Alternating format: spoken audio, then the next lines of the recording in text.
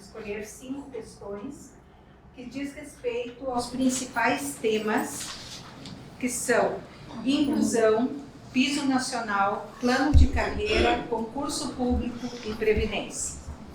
No primeiro momento, os candidatos vão ter um período que eles podem também administrar para usar um pouco mais no final, para a sua apresentação, e a partir daí um tempo para as respostas às questões que nós vamos propor. Então, que a gente tenha uma boa conversa. Beto Noronha vai fazer a tua própria apresentação também, e é muito bom te receber aqui, entre professores e professoras, que têm grande compromisso com a educação. Não só porque é a nossa profissão, mas que temos certeza que isso se mistura com aquilo que a gente chama de amor pelo mundo e amor pela vida das pessoas, pela dignidade. A palavra está contigo.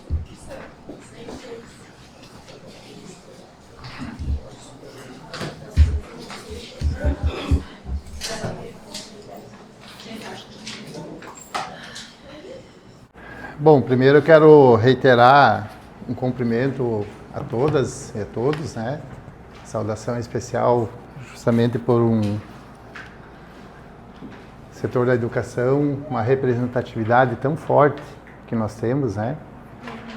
Aqui no município de Juí, uma categoria que fez sobressair o nosso município com reconhecimento já de muito tempo na área da educação, a nível não só de Juí, mas estadual, nacional, por uma política, de fato, de compromisso e de valorização dos trabalhadoras da educação e de compromisso com uma educação de qualidade.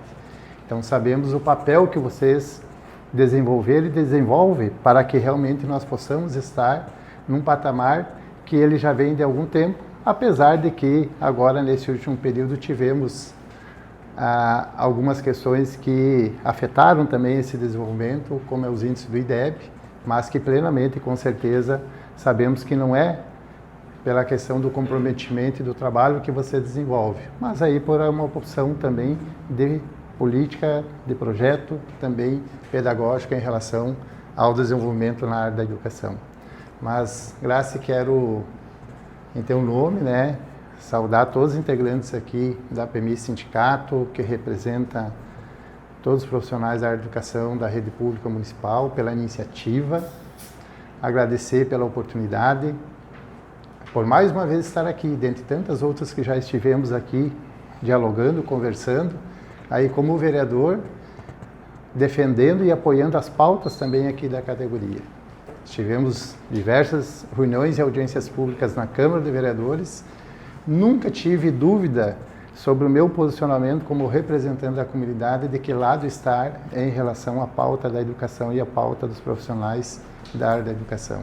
Então, para mim, quer dizer que me sinto muito tranquilo de fazer esse diálogo, essa conversa com vocês, a partir do compromisso que sempre tive, das minhas posturas, dos meus funcionamentos, e que não muda em nada esse compromisso que nós sempre tivemos. Então, agradecer a oportunidade e espero que a gente possa ter um bom diálogo, uma boa conversa aqui, que seja proveitosa, porque com certeza, como de outras vezes quando estive aqui, vou sair daqui aprendendo mais, conhecendo mais, que isso importa muito para a minha vida, porque a educação, sem dúvida alguma, é o principal na formação de uma sociedade, uma formação humana.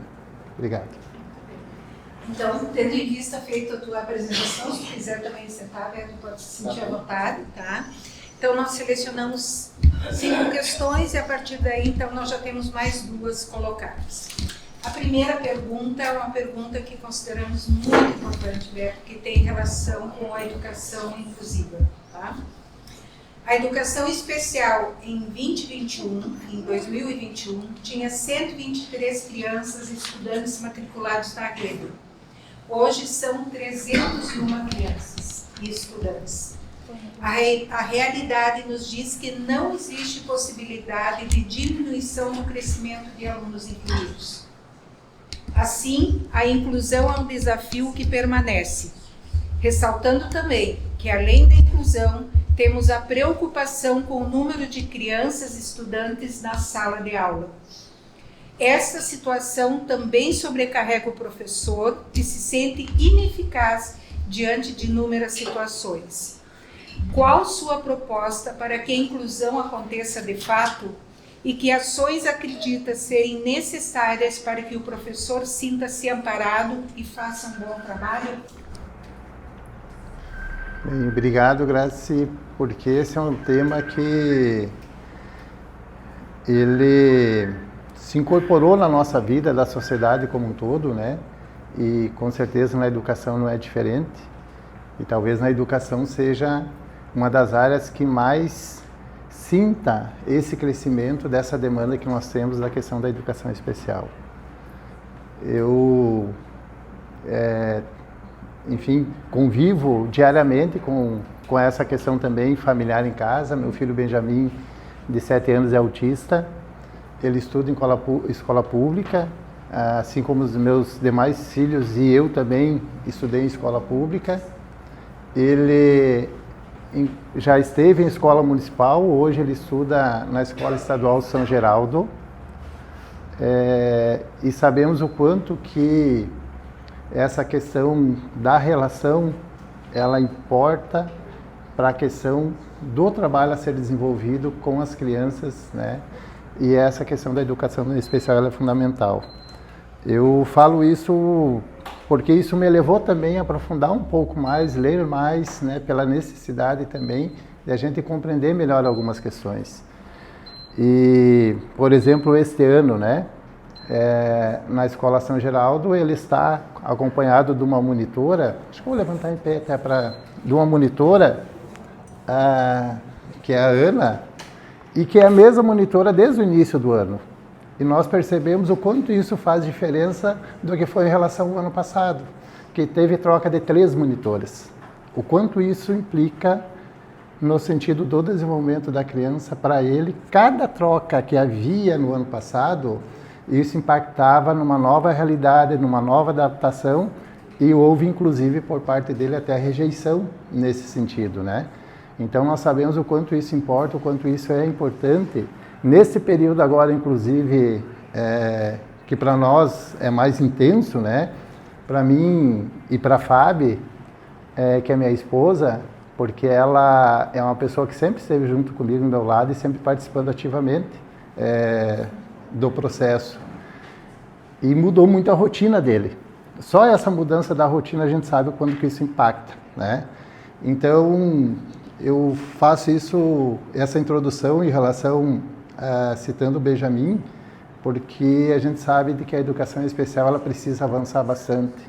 Nós precisamos que o poder público efetivamente faça os investimentos e o aporte necessário, tanto para os profissionais, para a educação, para os trabalhadores de uma forma geral, como também para os alunos e também para as famílias.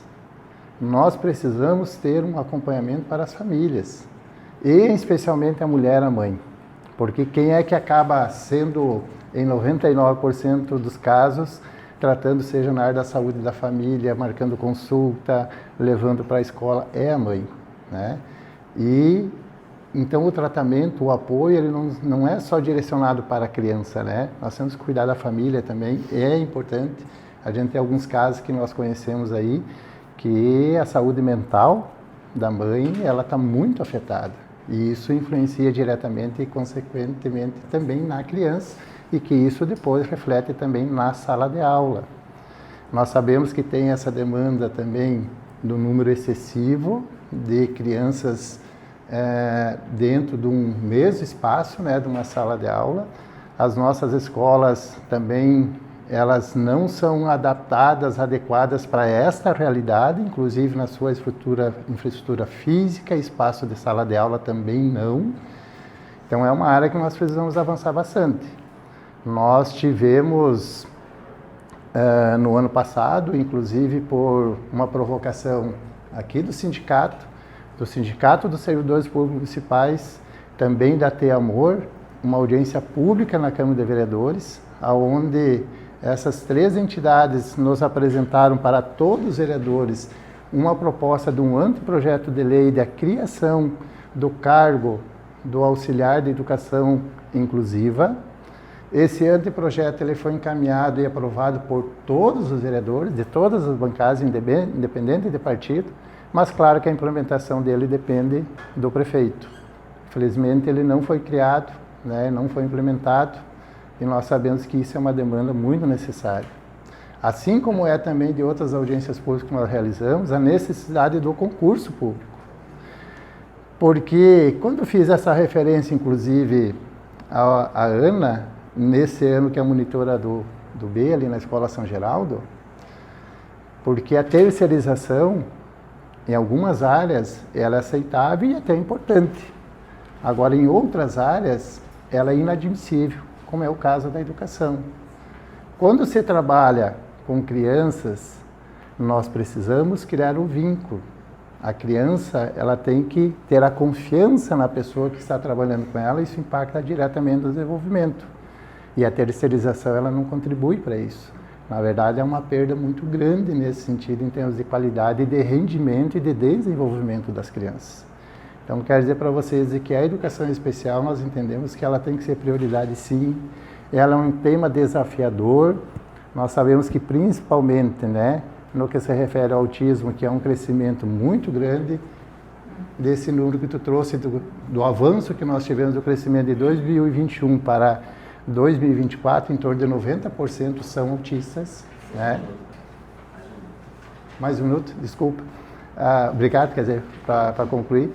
Então, nós precisamos avançar bastante. E algumas das questões fundamentais é isso, é concurso público. Nós precisamos fazer para garantir também a qualidade na educação e principalmente no sentido do desenvolvimento das nossas crianças, dos alunos, e o apoio, o suporte. Nós precisamos ter uma equipe multidisciplinar, sim, que dialogue SMED com a saúde para dar o apoio para vocês, que infelizmente hoje ela, de fato, vocês sabem que não existe.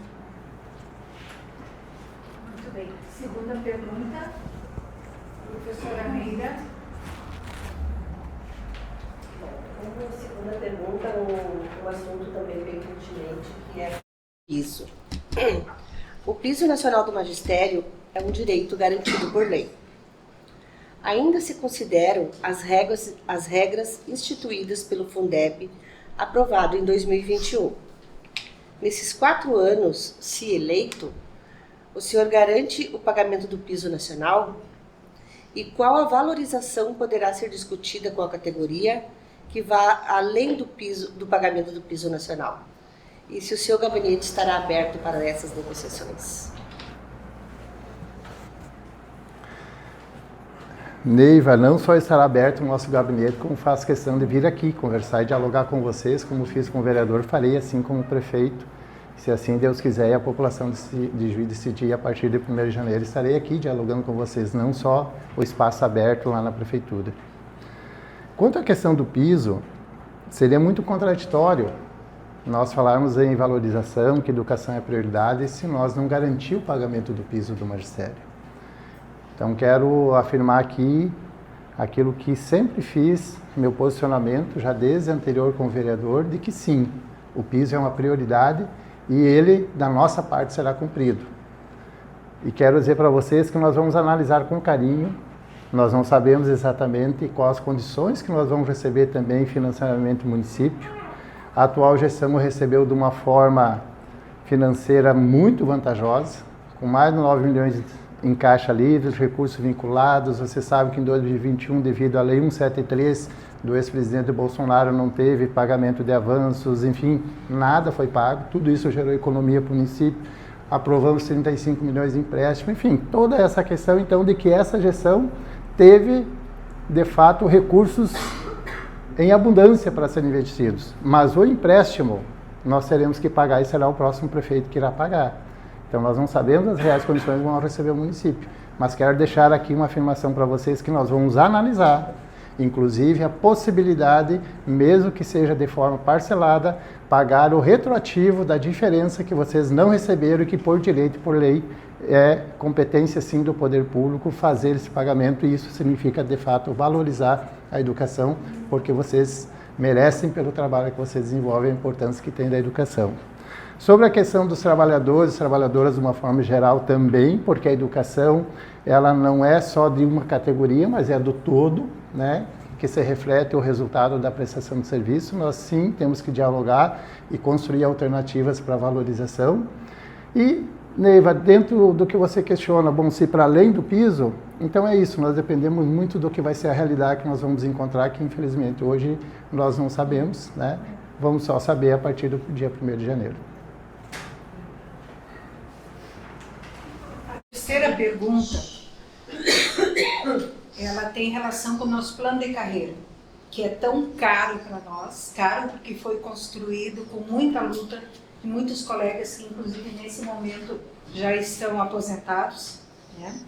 Mas e que é um plano muito importante, é um documento muito importante para nós, para a nossa vida funcional. O plano de carreira é uma conquista importante, significativa para a categoria dos professores. Uma conquista que chegou com muita luta e negociação. O sindicato muitas vezes escutou da atual administração que era necessário alterações no nosso plano de carreira. Como candidato, acredita que é necessária uma alteração? E se sim, existe alguma discussão em torno disso? Afirmar para vocês, Grace e demais, que da nossa parte, da construção que nós fizemos de debate, em nenhum momento esteve na pauta, ou em nenhum momento nenhuma pessoa que faz parte da nossa equipe de debate de construção de proposta de plano de governo, foi levantado qualquer menção em relação à alteração do plano de carreira. Tanto do magistério como também dos servidores de uma forma geral. Então, da nossa parte, isso nem está em avaliação, não está em debate, não está no plano, nunca debatemos. Então, da nossa parte, nós entendemos de que serviço público, ele é fundamental, quem faz a máquina girar é o servidor, são as servidoras, o resultado da prestação do serviço público é essencial a participação de vocês, então, para isso, nós temos que respeitar e temos que valorizar. E as conquistas que já tivemos, elas têm que ser preservadas. Nós já vivemos momentos que nós tivemos lutando para tentar manter o que nós conquistamos e tivemos retrocessos. Da nossa parte, com certeza, não será uma gestão que terá retrocesso nas conquistas daquilo que vocês tiveram, assim como servidores de uma forma geral.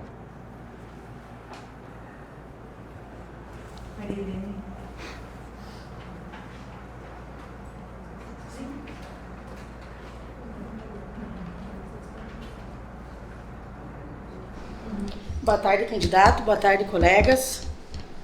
Então, a minha questão é a seguinte.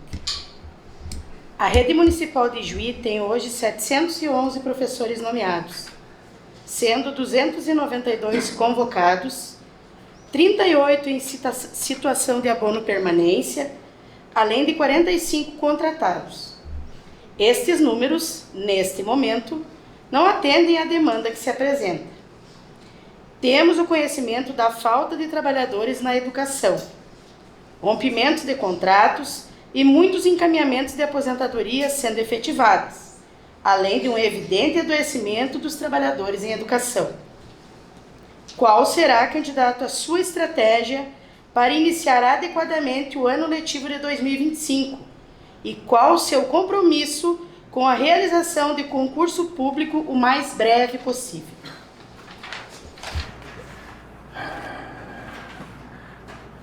Olha, eu sei que vocês conhecem muito melhor a realidade do que eu. E aquilo que eu vou afirmar aqui, sei de que pode ser polêmico, né? Mas para vocês que estão nas escolas, vocês sabem que nós temos um risco enorme, muito grande, de iniciar o próximo ano letivo com uma falta ainda maior de professores e professoras. Pode comprometer o início do ano letivo, porque nós não tivemos concurso público nesse período. Os contratos que foram feitos, eles têm prazo de validade, e eles estão sendo extintos, inclusive alguns ainda esse ano, outros vão finalizar no final desse ano, outros esse mês ainda, o mês que vem.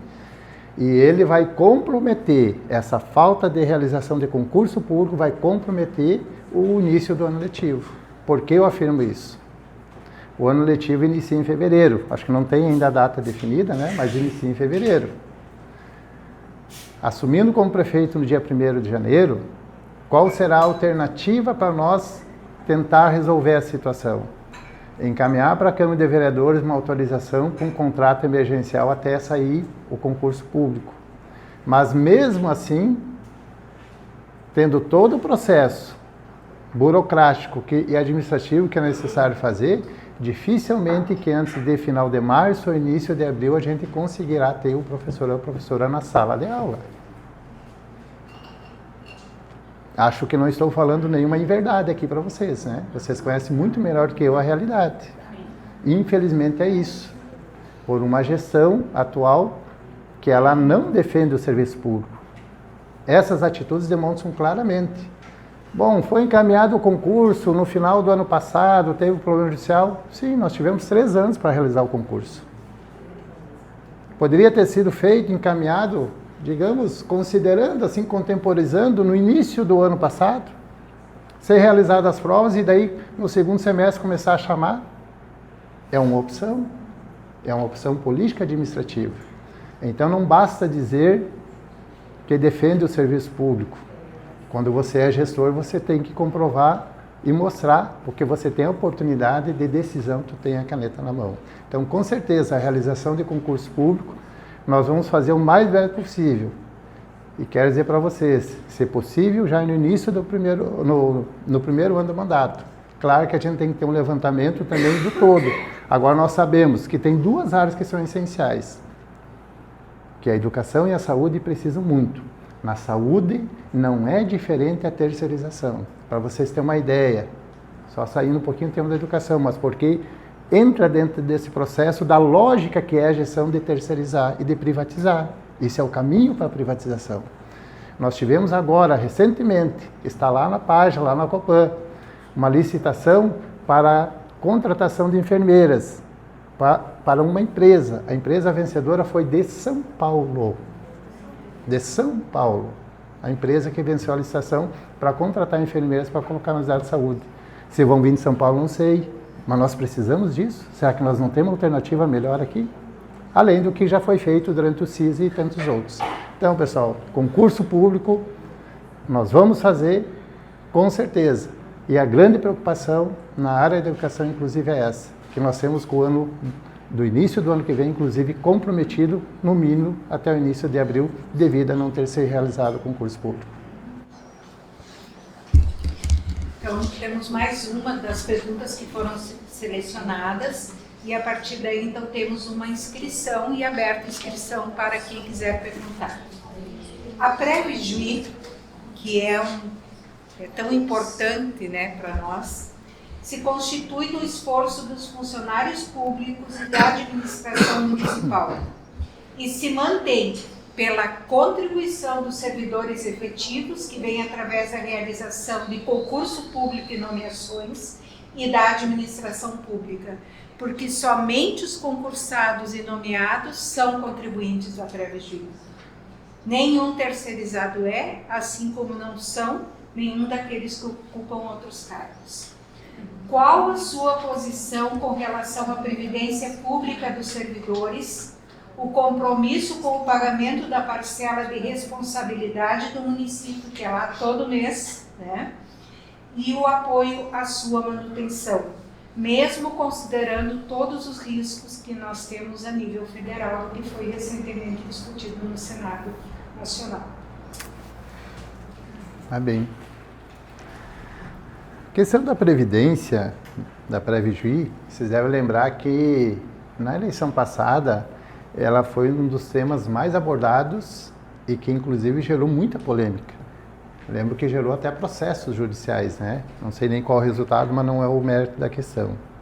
Mas o mérito da questão é de que, apesar de ter sido um dos temas mais abordados na eleição passada, na Câmara de Vereadores, por parte do prefeito atual, do Executivo, não foi encaminhado nenhum projeto para poder alterar e enfrentar os problemas que nós temos na pré-juí. Permanece da mesma forma da polêmica que foi lá atrás, piorou. Porque aí vem a questão do que você se refere, a nós termos uma terceirização muito mais ampliada na gestão. Que daí nós não contribuímos para a base de arrecadação da pré-juí. Então, consequentemente, para além de terceirizar o serviço, o modelo da atual gestão atinge diretamente vocês no que se refere à questão da aposentadoria e da previdência. Então, afeta de duas formas, mas de duas formas direta a todos os servidores e servidoras, infelizmente. Uma das questões que nós entendemos que é importante a partir da realidade é justamente isso, garantir o concurso público, né, nas mais diferentes áreas, para repor a prestação de serviço para a comunidade, que cada vez está mais difícil, com muitas reclamações. Eu me criei em bairro, fui presidente de bairro, moro em bairro, a minha esposa foi presidente de bairro, nós conhecemos a realidade, porque nós vivemos o bairro e sabemos da dificuldade das pessoas que precisam do serviço público como vão buscar. Então, nós precisamos sim fazer o concurso público, uma outra medida que nós precisamos ter articulação política junto aos deputados, junto aos ministros, tem que ir a Brasília negociar, tratar do assunto, é o alongamento da dívida. Nós precisamos fazer isso para justamente dar um fôlego para junto, não estou dizendo que é um tema fácil, eu não estou dizendo isso, mas estou dizendo que nós temos que enfrentar esse tema. Não adianta eu falar aqui, assumir como prefeito e daí durante os 4 anos não fazer nada. Nós temos que enfrentar a situação e temos que enfrentar esse tema. Pode ter certeza que terão um prefeito que, junto com vocês, nós vamos debater e encontrar as melhores alternativas e fazer as articulações políticas que são necessárias para nós tentar amenizar e resolver a situação. Mas do que é da nossa competência inicial, que é realizar o concurso público, isso nós vamos fazer porque impacta diretamente na Previgir. Muito bem. Então, pessoal, nós abrimos a partir de agora para a manifestação de cada uma daqui que estiver. Já temos um inscrito, que é o professor Jefferson, e estamos abertos. Que tem vários pontos, né? Nós elencamos 5 pontos, e a partir de agora, então, está aberto a conversa com o candidato. Jefferson, pode vir aqui. Boa tarde, tudo bom? A minha pergunta é mais questões assim de preocupação direta com a escola, né? Sabemos que historicamente muitas áreas querem dominar essa questão da educação e uma delas é a área econômica, né? Então, assim, a minha pergunta é voltada. Hoje nós temos uma inclinação para o sistema empresarial nas escolas. A gente vê que a empresa quer, de certa forma, está envolvendo as escolas em muitas ações. E para mim, como professor, isso é bem preocupante, porque a escola não deve estar a serviço da empresa. A própria palavra escola significa tempo livre, né? Eu queria um posicionamento seu, tá, que pudesse compartilhar conosco qual é o seu pensamento, a sua atitude frente a essa questão, de certa forma, para mim, como professor, de proteger a escola dessas investidas. Tá? Como eu disse, reforço, a escola não está aqui para ser, de certa forma, invadida ou prestando serviço para nenhuma empresa ou para nenhum bem, tá? E sim para outros fins. Professor Jefferson, por concepção, eu defendo o serviço público e, consequentemente, a escola pública e de qualidade. E é assim que nós vamos agir, mantendo ela pública. Quero dizer para vocês também de que tem uma conquista que vocês tiveram ao longo do tempo, que foi a eleição direta para diretores e diretoras. Quero dizer para vocês que da nossa parte assim continuará. Dentro dessa lógica de garantir a autonomia da escola, garantir a escola pública, da nossa parte não haverá risco nenhum, nem do plano de carreira, nem também de alterar o processo de eleição direta das escolas, que foi uma conquista muito forte, com muita luta, que toda a categoria teve, e eu não era nem vereador na época, mas sempre acompanhamos o processo também, e sabemos o quanto isso é importante. E a terceirização, ela caminha para justamente abrir cada vez mais para o setor empresarial. Por isso que nós defendemos o concurso público e assim nós vamos fazer.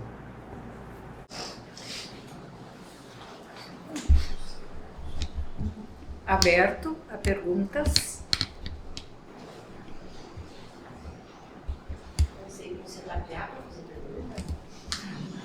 É que eu tenho mais uma, né? Então... Mas quer fazer, né? Ele pode fazer. Tá. Então, a minha pergunta tem relação com a questão da saúde dos trabalhadores. há muito tempo nós temos discutido aqui no sindicato, Beto, eu não era nem da diretoria desse sindicato, a gente vinha aqui e falava tanto da saúde mental, especialmente dos professores, dos trabalhadores, né, do município de forma geral, mas é lógico que pensamos muito mais em nós, professores. E da nossa preocupação com a instituição de um canal de debate que pode ser institucional mesmo, porque existe a proposta da formação de comissão de atendimento e acompanhamento à saúde do trabalhador, né, do funcionário público, de que isso se efetive, que isso tenha perspectiva efetiva, especialmente para nós, professores, ou os trabalhadores que estão na escola, de ter esse apoio especialmente para a saúde mental. Então, eu queria saber se tu tem, com relação a isso, alguma preocupação, se isso já foi alguma discussão que passou para ti, de ter institucionalizada algum tipo de programa para o acompanhamento dos trabalhadores públicos municipais, especialmente para os professores. Sim, Graça. No mandato anterior meu como vereador, nós já tivemos uma conversa com o pessoal do Sereste. A gente sabe que tem uma proposta, tem um projeto, inclusive, que foi apresentado, pelo menos da informação que me passaram, tanto para a gestão anterior como a atual, mas nenhuma das duas implementou. Esse projeto nós temos que rever e atualizar ele, né, se tiver que ter adequações, mas dentro da mesma lógica, da compreensão que nós temos da defesa do serviço público, da valorização dos servidores, da preocupação com a saúde mental, seja da família, dos alunos, mas também de vocês, nós precisamos ter sim esse apoio. Nós temos profissionais, nós temos estrutura, não há nada que impeça de nós termos esse apoio, de ter um setor, se nós tivermos que contratar mais profissionais, inclusive, para compor essa equipe, assim nós temos que fazer, porque isso significa influenciar diretamente no resultado final da prestação de serviço, que é o que mais nos interessa, que é para a população. Que é esse o objetivo principal, tanto de quem está na gestão como gestor, como também de vocês como servidores e servidores, que é de nós prestarmos um serviço com cada vez mais qualidade para a nossa população. E se o servidor, a servidora não está bem, começa a laudo, começa a faltar, começa a criar dificuldades, não consegue atender bem também a população. Então, sem dúvida alguma que nós precisamos e vamos investir sim para que nós possamos ter esse suporte para todos os servidores, não só do magistério, mas dos servidores como um todo, porque o número de laudos, de afastamentos, ele vem num crescente significativo, ano após ano. E, infelizmente, até o momento não teve nenhuma iniciativa para nós também tratar desse assunto e começar a resolver em termos de apoio. Eu acho que a minha pergunta faz um gancho com a da Graciele, no sentido de que na eleição passada se fazia muito uma fala em cima da questão a qual você não era candidato, mas você fazia uma fala muito em cima de acabar com o grande número de vagas para a educação, né? Que tinha uma fila grande de crianças que precisavam de vagas e que não tinha vaga nas escolas. Então, o atual prefeito falava na época que o que ele ia acabar era com as filas esperando vaga, né? Era bastante essa fala em si. E no decorrer do tempo, aí, desses 4 anos dele, a fila realmente diminuiu, né? Diminuiu ali, a gente não pode negar que a fila ainda existe, mas bem menos, né? E a gente não pode negar isso, mas em forma de quê? Abriu a escola lá do Jardim, nas infâncias, né? Realmente, mas foi, eu acho que a única escola nova que abriu. E o que aconteceu com a vaga, que eram de 400 e poucas crianças, lá tem quantas? Então, com 113. 113, né? E as outras crianças, onde é que foram? Alguém sabe me dizer onde é que foram? Onde é que foram as outras crianças? Para as salas de qual escola? Socadas nas outras escolas da rede, tá? As escolas que eram lá de 15, 16 crianças, umas salas pequenas, passaram para 20 e poucas. Então, a minha pergunta é, vai continuar assim, né, essas salas superlotadas, que causa o quê? O adoecimento dos professores. Lá na nossa escola, por exemplo, no Rui Ramos, tem uma pré-escola com 22 crianças, eu acho, com 6 com laudo. Então é bem preocupante essa questão, que os profissionais de educação estão adoecendo. Realmente as crianças não estão na fila mais, esperando vaga, mas estão adoecendo os professores. Então é fácil isso, né? Então eu gostaria de ver com você, quando se eleito for, o que nós podemos fazer com relação a isso. E a gente está disposto até em construir junto uma alternativa para isso. Né? Não é praticamente humano nem para as crianças, nem para os profissionais e nem para as famílias. Né? Era isso que eu queria dizer. Tá bem. Imaginem, né, pessoal? Todas e todos estão aqui são trabalhadores. Quem é mãe, quem é pai, tem que trabalhar, passa o dia inteiro fora. Alguns até têm um terceiro turno. Aí imagine nós não temos aonde as nossas crianças não terem vaga nas escolas. Ou, muitas vezes, que aí vem também a questão de dizer que zerou a fila. Bom, vocês mesmos estão afirmando aqui que não existe isso, que não zerou a fila, né? Então já há uma contradição da fala, tanto do secretário e do prefeito, quando eles afirmam isso, que zeraram a fila. Então há uma contradição, não é verdade. E vocês sabem que em muitos casos, para a família é ofertada um turno. E daí, você como pai, como mãe, no outro turno, aonde você vai deixar o seu filho, a sua filha? Nem às vezes, né? Então, infelizmente, né, o discurso, números, eles não transmitem, não refletem a realidade que nós vivemos de fato. Bom, nós tivemos, eu quero fazer essa referência a Neiva e a Adriana, que é a diretora lá na Escola Jardim das Infâncias. Neira. A Neira, desculpa, eu falei Neiva? A Neiva e a Adriana, desculpa, Neira. Até porque eu participei ativamente daquele processo lá, porque ele não começou agora. Ele começou, inclusive, quando teve uma mobilização da comunidade. Só quero esclarecer que eu morei a maior parte da minha vida no bairro Jardim. Fui presidente do bairro, é uma reivindicação antiga. E teve um processo que iniciou lá atrás, em 2012, inclusive, porque para construir a escola tinha que ter o terreno, aonde seria construída. E lá que começou esse processo. Oi? Era para ser outro terreno, não era para ser aquele, né? De mobilização. Para nós conseguir isso, foi estabelecido dentro de um processo de participação popular que tinha na gestão, na época Balinha Ibira, aonde foi definido que não era só para o Bairro Jardim, era uma região, Bairro Jardim, Modelo, Assis Brasil, Chacras, aquela região definiu como prioridade a construção de uma escola infantil. E daí o primeiro recurso que teve foi para comprar o terreno, e que teve uma ampla negociação.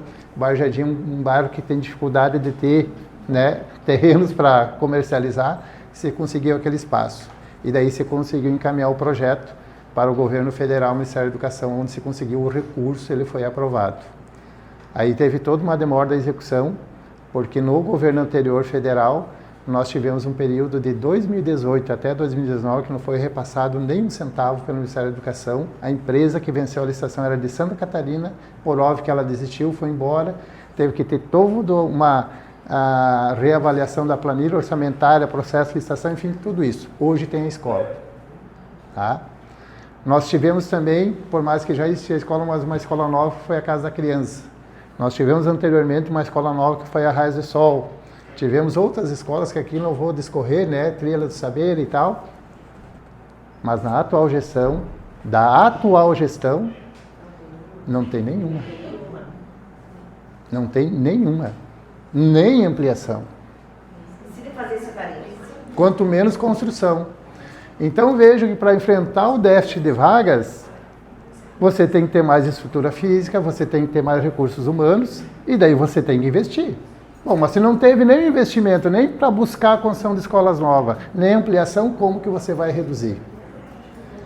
Então nós temos que construir essas alternativas, tá, Neira? Nesse sentido, para nós poder tentar atender essa demanda, que ela é muito forte, que é muito presente.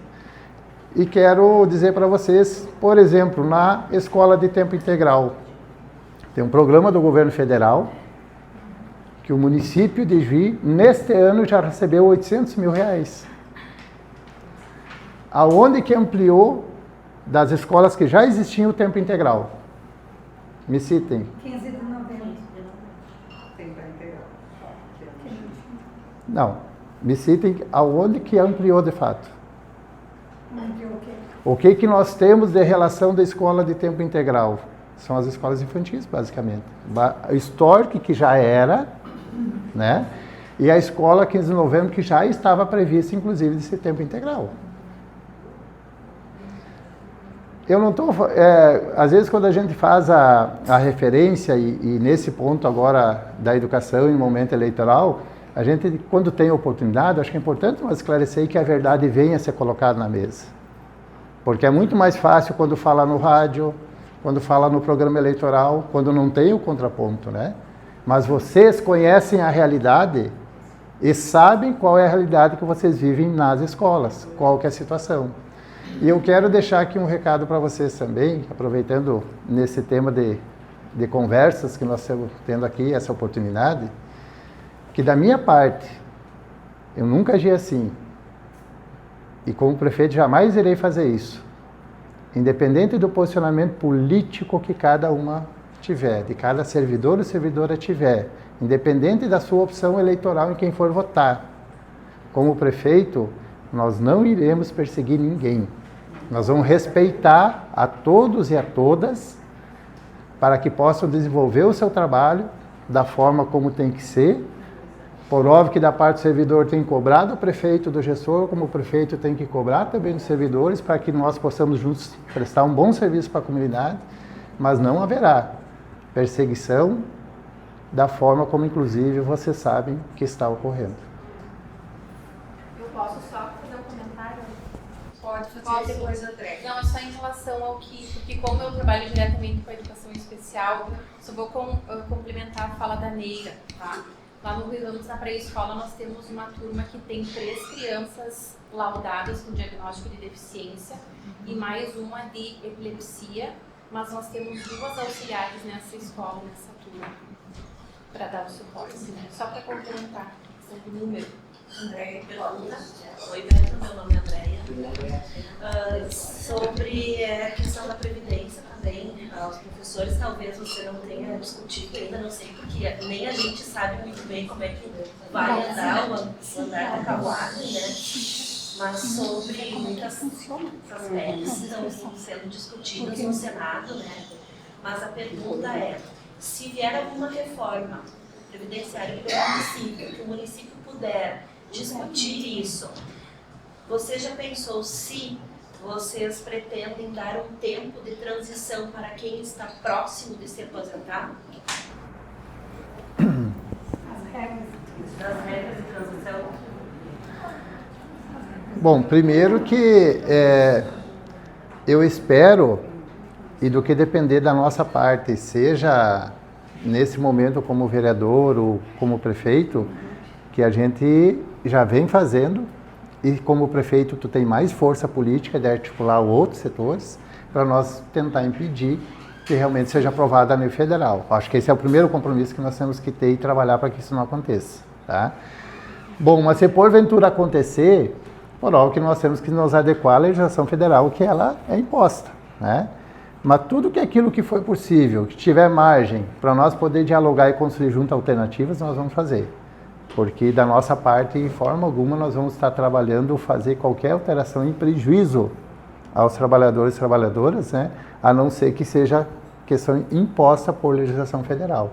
Mas o primeiro compromisso já é o que nós já estamos fazendo, já tivemos reuniões lá na Câmara sobre isso, nós já fizemos movimentos de articulação política, mas sei que eu, como vereador, sou bem pequenininho. O prefeito tem uma condição bem maior, né, de articulação. Então, da nossa parte, nós vamos fazer. Gostaria muito que nós já tivéssemos essa articulação, porque não é só o município de Juí, mas pela sua condição estratégica na região, pode articular a MUPLAN, as outras regiões, né? Porque vocês sabem também de que a proposta que está tramitando lá no Congresso Nacional, ela é uma proposta encaminhada por quem? Pelos prefeitos. Então a proposta ela só existe a pedido dos próprios prefeitos, infelizmente. Beto, então nós temos 14h28, tá? Nossa conversa vai até 2:45 e continua aberta. Eu tenho, óbvio, mais uma pergunta. Eu vou fazer, tá? Então, daí depois, se tiver mais alguém, por favor, enquanto eu estiver fazendo a pergunta, se manifesta, para depois poder encerrar, então. Nós temos uma única escola que atende EJA de ensino fundamental. Acho precioso, eu, Graciele, acho precioso esse trabalho com a educação de jovens e adultos. Porque nós temos muitos jovens que saíram da escola porque eles não puderam permanecer na escola. Pelas mais variadas situações, que vai da violência à necessidade do trabalho familiar, né, dos recursos.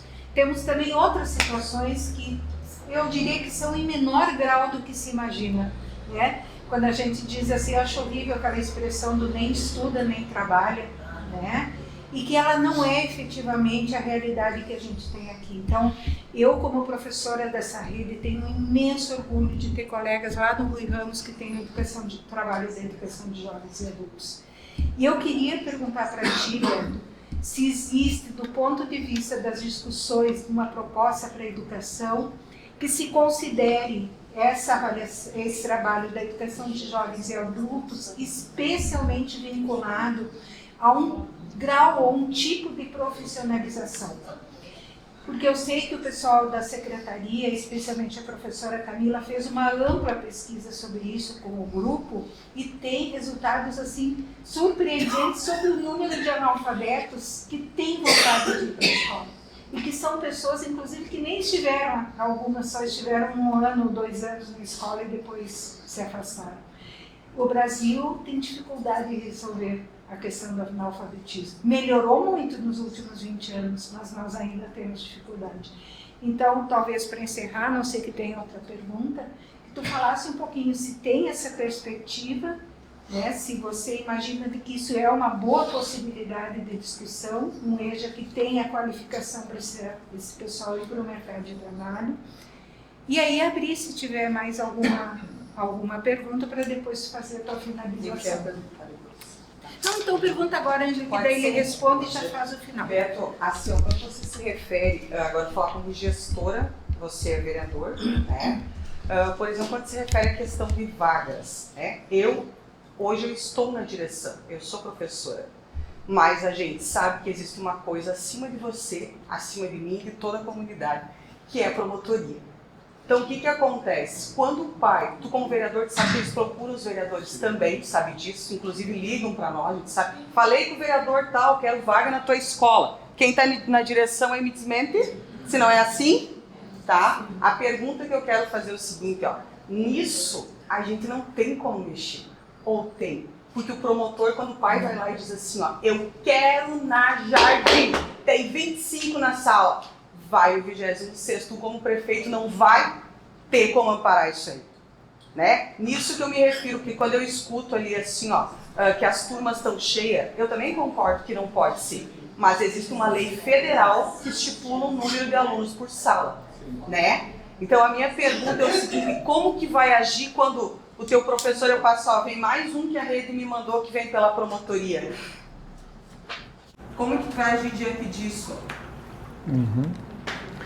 Bom, primeiro, de que se o pai e a mãe recorrem à promotoria ou à defensoria pública, é porque ele não teve seu direito atendido.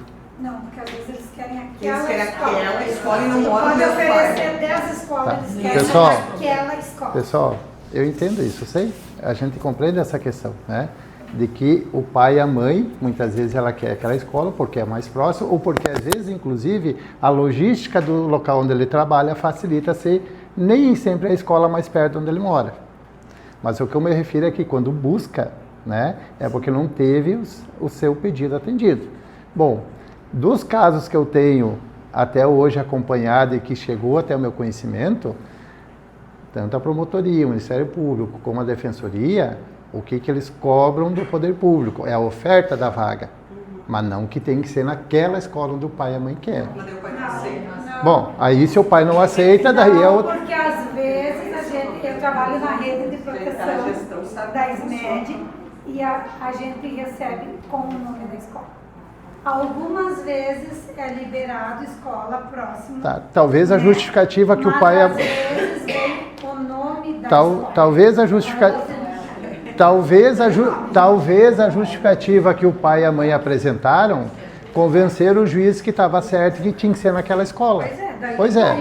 Mas claro, mas é por óbvio. Pois é, tá aí. As É superlota, né? Então, É isso que nós estamos falando, entender. tá, mas eu posso tentar responder, se vocês permitirem, eu consigo responder.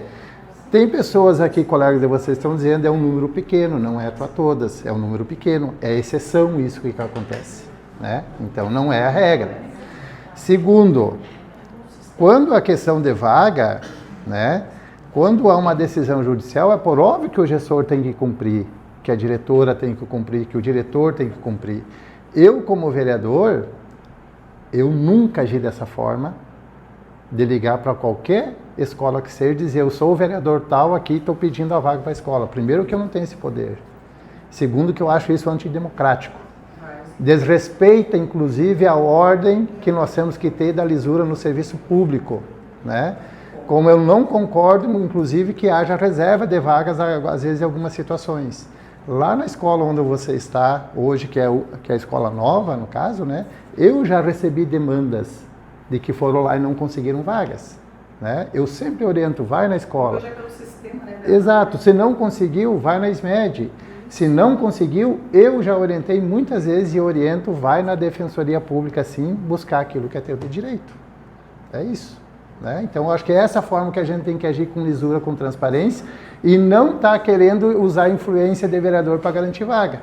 Né? Eu acho que ninguém tem que ceder a isso. Nem influência de vereador, nem de prefeito, nem de secretário, nem de ninguém. Tem que respeitar o direito da população.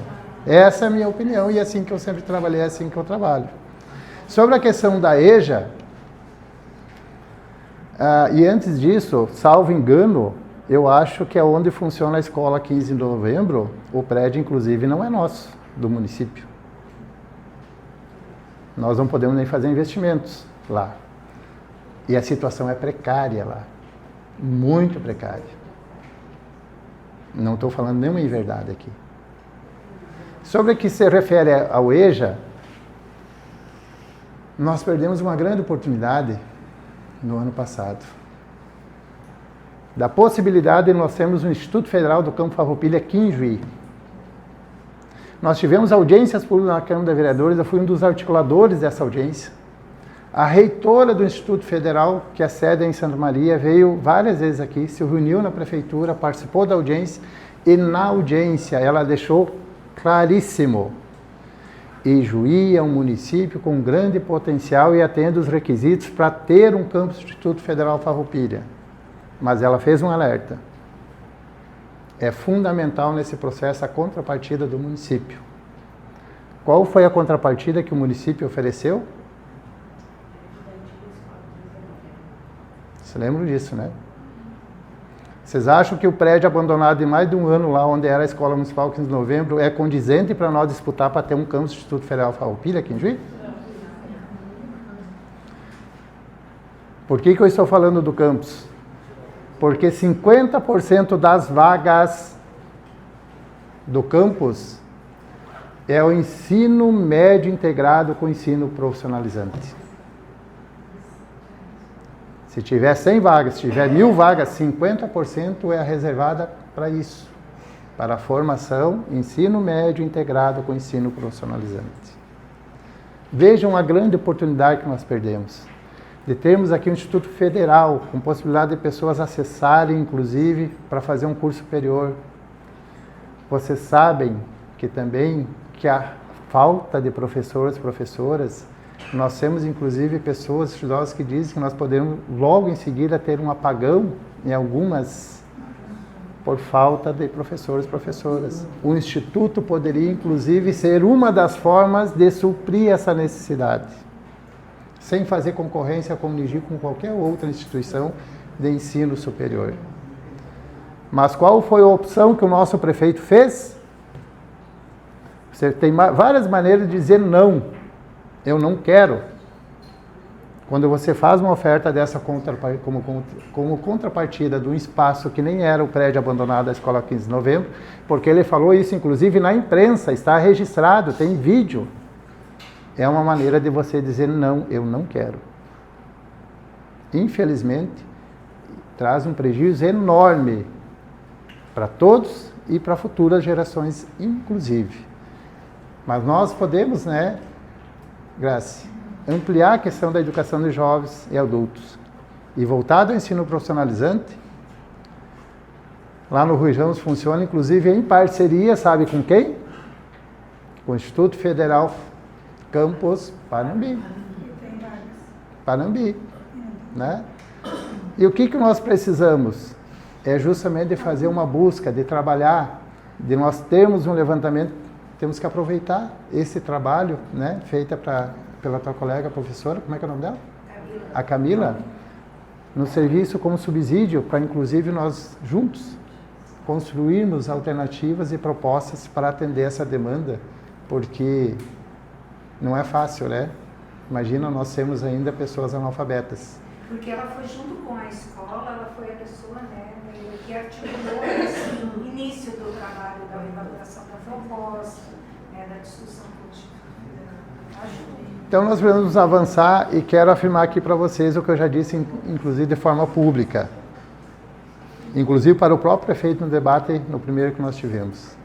Sendo prefeito, e espero, porque isso tem sido a prioridade, inclusive do presidente Lula, que possa ter as condições financeiras de ofertar novos campos, que nós vamos atrás. Se nós não conseguir conquistar, não é por falta de esforço do município, não é por falta de contrapartida. Com certeza nós vamos ir para tentar conquistar e ter esse campus aqui em Juí. Pode fazer a tua finalização. Tem um minuto ainda? Tem. Foi a última pergunta? Daí tu pode fazer a tua finalização. Tá. Beta, desculpa, mas bem rapidinho. Sobre a educação infantil, sobre o convênio do município com o Estado para as turmas de pré-escola. Pretende manter esse convênio e se é nos mesmos moldes como está tendo agora? Bom, primeiro de que esse convênio ele foi para suprir também uma falta de espaço, né? E aproveitando o espaço ocioso que nós temos aí nas escolas estaduais. E que, diga-se de passagem, isso é um erro do Estado, porque isso compromete, inclusive, o segmento, né? E acaba aumentando a sobrecarga de demanda para o município. Então, que isso é um erro, mas daí que vem, Jefferson, de encontro àquela linha de empresarial e de privatização do ensino, que nós sabemos que é a proposta também do Estado, que está em curso, inclusive, né? Eu acho que nós temos que sentar e avaliar essas questões, né? Eu até não tenho problema nenhum em afirmar aqui que eu não tenho conhecimento do todo como é esse processo, tá? Mas nenhuma decisão nós vamos tomar sem nós discutir com a representação, tá? Se nós tivermos que aprimorar, tiver que mudar, alterar, aperfeiçoar, ou alterar totalmente, não sei, nós vamos fazer de forma debatida, dialogada e construída junto. Porque um governo, ele é um governo de 4 anos. Agora a educação, vocês são permanentes. Então é isso que nós temos que respeitar. Quanto tempo eu tenho? 5, 4, 3, 2.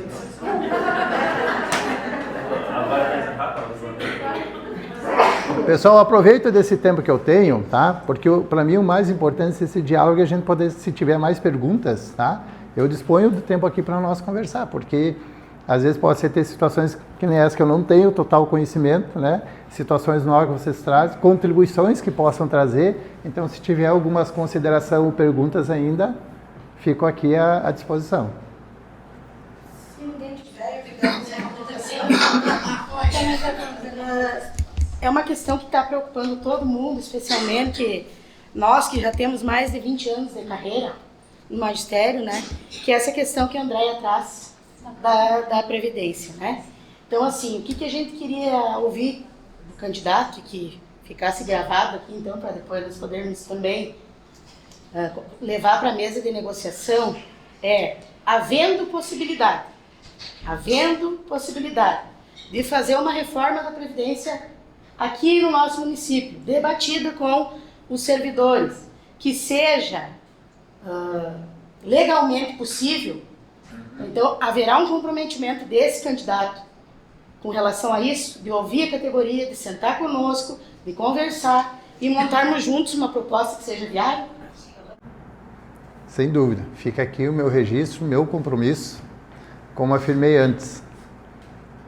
Eu não sou concursado. Eu estou no momento como vereador, se porventura for eleito prefeito, estarei como prefeito.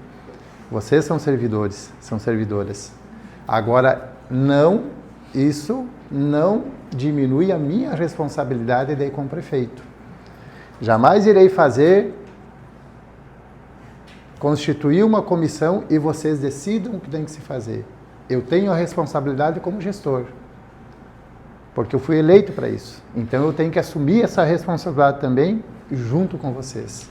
Então fica aqui meu compromisso, sim, que aquilo que for possível para melhorar essa condição, porque nós temos que salvar a Previdência, né?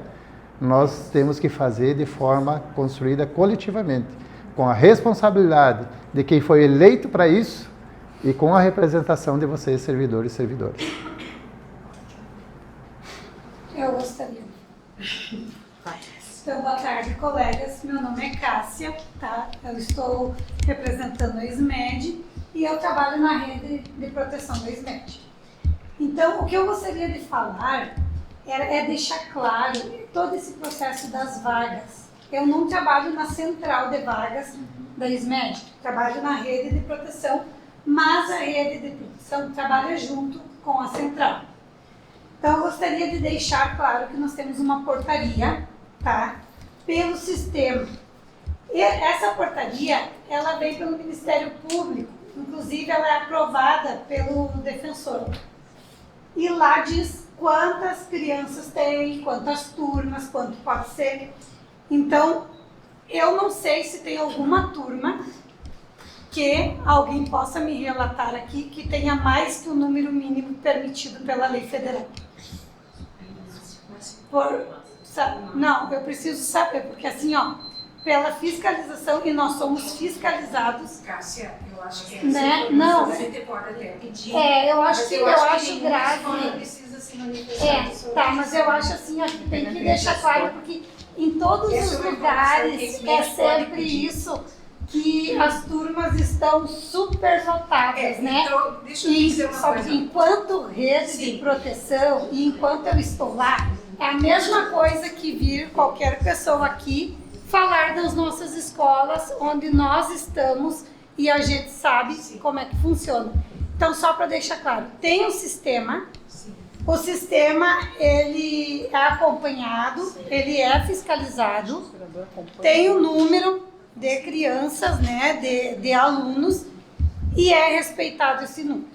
Então, Tá? assim, Então, independente de gestão, de partido, eu gostaria que ficasse, então, gravado, né, pela informação, porque mudando a gestão ou não mudando, o sistema está lá e as leis federais estão ali para ser cumpridas e supervisionadas. E as escolas, aqui quem está não são só gestores de Não, escola, são representantes das escolas, mas eles, então não, que eles são leve isso pra representantes escola. dos professores das escolas, assim como tu é representante E é dos professores que estão na SMED. Então, assim, tem determinadas informações que a SMED tem acesso.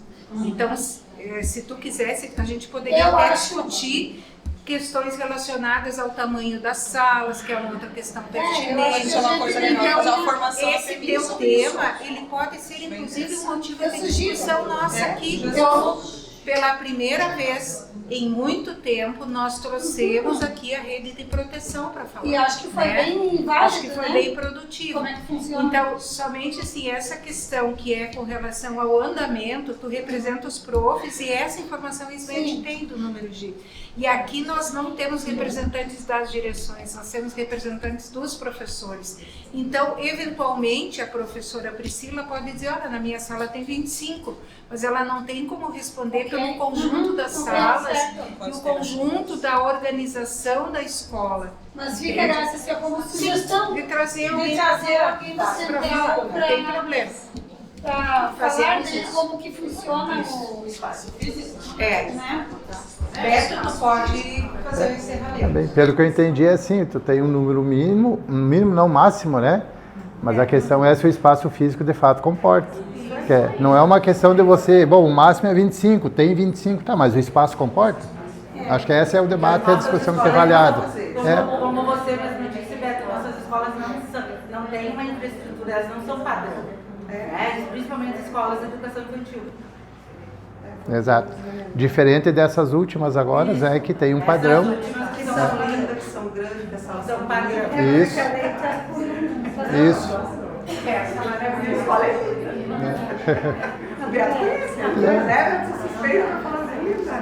Pessoal, e vamos tentar trabalhar, né, para nós ampliar o número de escolas. E ainda bem que nós temos um governo federal que inclusive proporciona programas, projetos para buscar recursos lá, mas só que tem que fazer projeto, tem que cadastrar, tem que ir atrás, tem que articular para realmente o município poder ser contemplado.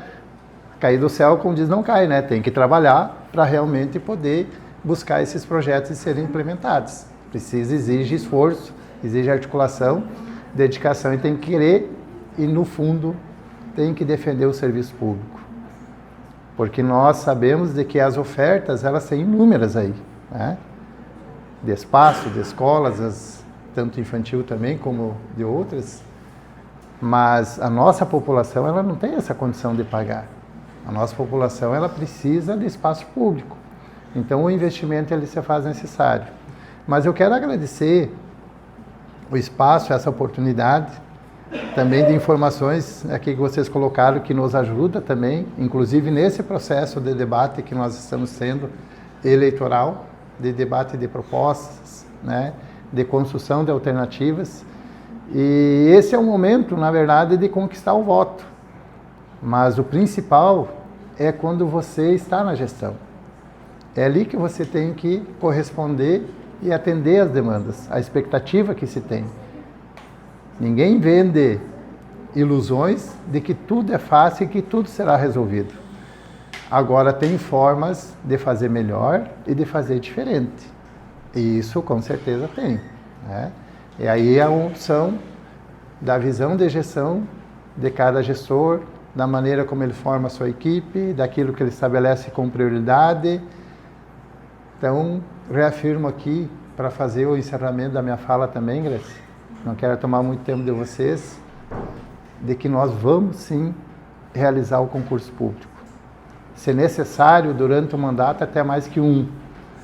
A gente sabe que tem um custo a realização do concurso público, mas talvez pela urgência, urgentíssima que nós temos, principalmente na área da educação e da saúde, nós temos que fazer nem que seja só para essas duas áreas já no primeiro ano e depois ver a gestão como um todo. Talvez a gente tenha que ter esse gasto a mais de ter que fazer 2 concursos, mas que na verdade no custo-benefício pela importância do serviço nós temos um dividendo, porque nós precisamos ter o concurso público realizado e no primeiro ano nós queremos fazer dessa forma para atender a nossa população. Para além, né, da visão, eu tenho essa compreensão de que nós precisamos fazer o máximo possível para cada vez mais entregar um serviço de qualidade para a nossa população em todas as áreas. E para isso precisamos ter mais servidores, mais valorizados, mais motivados, para que realmente a nossa população se sinta comprometida e que ela também dê a sua cota de participação. Eu sei que tem isso, pessoal. Muitas vezes a participação dos pais, ela deixa a desejar. É um processo de educação, de conquista que nós temos que fazer nas mais diferentes áreas. E a educação para nós é fundamental para ajudar nesse processo. Muito obrigado pelo espaço. Uma boa tarde a todas, um bom trabalho e que todos nós, no dia 6 de outubro, possamos ter a nossa decisão dessa forma democrática que é. Graças a Deus vivemos num país democrático que nós temos essa liberdade e essa oportunidade de nós decidimos quem será o próximo prefeito e vereadores para, a partir do ano que vem, estar à frente do município. Obrigado.